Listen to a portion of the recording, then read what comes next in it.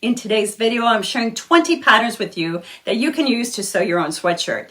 Not just any sweatshirt, an elevated sweatshirt. What do I mean by an elevated sweatshirt? Oh, just simply a sweatshirt that has an extra design detail. Something perhaps like what I'm wearing. I did purchase this one in a boutique a couple years ago.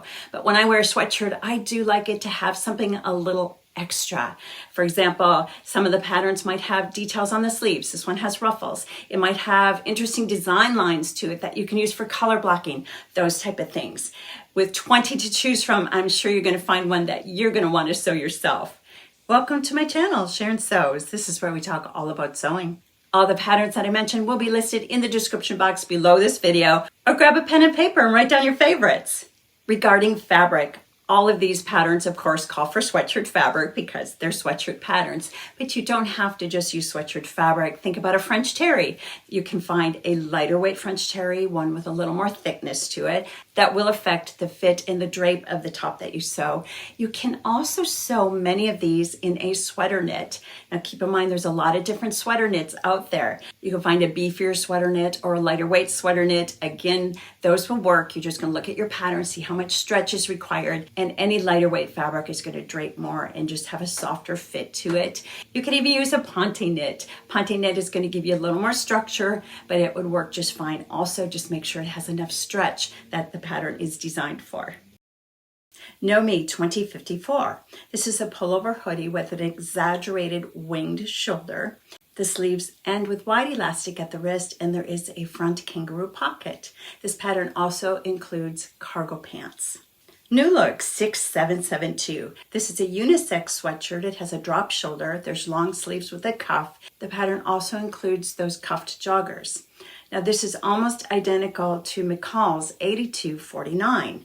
The McCall's pattern, in addition to the sweatshirt in the New Look pattern, has a version with a hoodie and a front kangaroo pocket. The Style Art Simpson sweatshirt. This is an oversized square-shaped sweatshirt. It has a dropped shoulder, deep armhole, crew neck, hemband, and cuffs, and it has a high-low hemline. The front has that asymmetrical seam, and there is a large patch pocket. The Style Art Portsea Luxe sweatshirt. This is described as a slightly oversized with a square shape. The short sleeve has a rolled cuff, and it has a high-low hemline with a side split. I sewed this one. I would tell you, I don't think it's slightly oversized. I think it is very oversized. I dislike how this looks on me so much that I'm not even going to share a photo with you. And normally I will share things with you even when I don't like them so you can see how they look. Partially, it could be because this is a very lightweight French terry. So it drapes, and perhaps I needed something with a little more structure. Maybe a combination going down a size, going with more structure would work.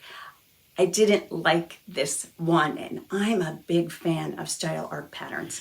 Simplicity 9828. This sweatshirt has a front zip, dropped shoulders, long sleeves with elastic, and elastic cord at the waist, and front pocket with contrast flap. And this pattern also includes track pants. This is another pattern that you can use to sew the look. I found this Adidas Sherpa lounge set, sweatshirt set, whatever you want to call it. The pants alone are just $160. I was unable to find the exact sweatshirt, but I did find one from this brand that was very similar, and that retailed for $189. Stitch Boalsburg Pullover. The sweatshirt has dropped shoulders, and it has long sleeves that finish with a cuff. And then there's interesting seams both in the front and in the back, which would be great for color blocking. The funnel neck has an optional drawstring. And as with most itch-to-stitch patterns, there's an option for a regular bust and a full bust. Another itch-to-stitch pattern, the Lamma hoodie and sweatshirt. This sweatshirt has multiple seams in the front and the back, and that allows for a great fit as well as color blocking options. The options with this pattern include a hood, thumbhole sleeves, a cowl neck, and cuffed sleeves. And it does have options for a regular and full bust. I was one of the pattern testers when this one was first released, and I sewed it out of a really bright, almost a neon tie-dye. I think it might have been a French terry. Unfortunately, I wore it so often and the fabric ended up pilling that I had to get rid of it. And you know, that just tells me if I wore it so often, maybe I should sew myself another one. How cute is this sweatshirt? You get to combine quilting and garment sewing all in one. This is the Nest sweatshirt from So Liberated. It has a distinctive quilt center front, a unique crossover neckline, and raglan sleeves that are finished with or without a cuff. Seriously, how fun would this be? What a way to use up some of your scraps or grab a coordinating fat quarter or try some color blocking. Just lots and lots of possibilities. This is a free pattern from Tiana's closet, Elias men's oversized blocked sweatshirt. You can use those leftover knit pieces that are too large to throw away, but too small to really do an entire garment. This is a good option. Even though technically this is classified as a men's sweatshirt, I think most sweatshirts are thought of as unisex. Fibre Mood Leona sweater. It features a flared V shape. There's gathered raglan sleeves. There's wrist trim neck binding and hem bands in ribbed trim fabric. This one actually reminds me of a sweatshirt that I purchased in a boutique a couple years ago. Now this particular one does not have the geometric insert. This is immediately what I thought of when I saw the pattern released. This one you can see curves, but I've always wanted to recreate this, and I might just use the Fibre Mood pattern as a starting point. Hoodie Lennox sweatshirt. This is a loose boxy style with drop shoulders. The hem and neck bands have twin needle stitching. One view has the traditional V detail at the neckline, and one view has asymmetric color blocking. The sleeves can be either tapered with a sleeve band or straight and gathered into wide elasticized cuffs. The Sullivan sweatshirt from Sewing and the City. This is a loose fitting cropped sweatshirt with a ruffle along the front and back along a low shoulder. It is indeed cropped as it looks like it might end right about the waistline with a band. And it looks like there's also an option available to eliminate the sleeve, and then you just have that adorable sleeveless top with the cute ruffle. Tilly and the Buttons Drew sweatshirt. This is an easy fitting style with raglan sleeves in 2 lengths. Now what elevates this is the color blocking on the sleeves.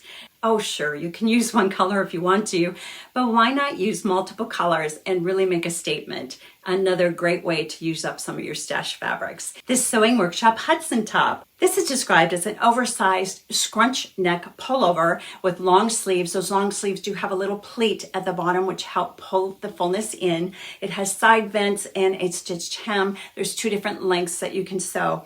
Now, fabric suggestions for this are woven. However, about a year ago, the Sewing Workshop, on one of their Tuesday Facebook Lives, showcased this in a sweatshirt fabric, and I quickly bought the fabric and sewed one for myself.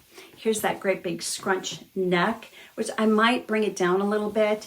See how oversized this is? It's super oversized. I could even go down a size from what I did. This is a pretty heavy sweatshirt fabric, and it is perfect for days like today when it is really cold outside and we have the potential for snow in Texas.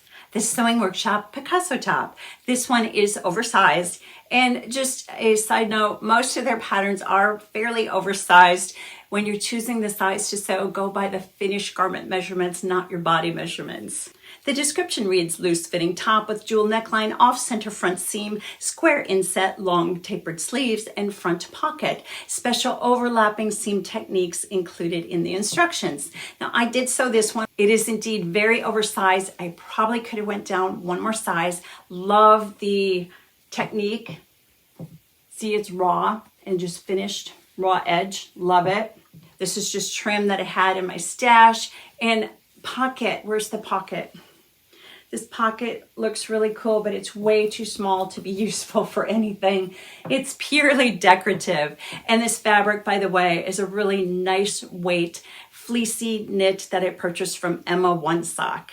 The Cashmerette Stanton hoodie. Now there's 2 versions in this pattern. There's a pullover or a zip up with front pockets. Each one of them has a curved yoke at the shoulder with a set in sleeve. So again, color blocking, that seems to be a theme lately. This one would work really well for color blocking, or of course one color, and maybe do some contrasting stitching along those seams to really highlight it. The Reef sweatshirt from Greenstyle. This is a slightly oversized sweatshirt with multiple seaming front and back, allowing for color blocking. Again, that is a theme here. You can choose 1/2 or full zip with or without a kangaroo pocket. It was originally released with just the zipper options, but there's a note on the website that they now added a solid front and back, so you can just sew a simple sweatshirt if that's what you choose. A free pattern from Mood Fabrics, the Bixa sweatshirt. Now this is really just a basic sweatshirt, but it has a couple options for the lower sleeves. As they say, it features a separate lower sleeve so sewists can mix and match their favorite. You can even add an overlay. I personally really think that tulle overlay on the lower sleeve portion is really cute. Which pattern is your favorite? Or do you have a favorite sweatshirt pattern that I didn't mention? Leave it for me in the comments below. Until I see you in the next video, I hope you have a blessed day. Happy sewing. I have used Ponte Knit before in a pattern design as a sweatshirt. Why do I do this? Oh, we're rolling, okay. That's what you choose.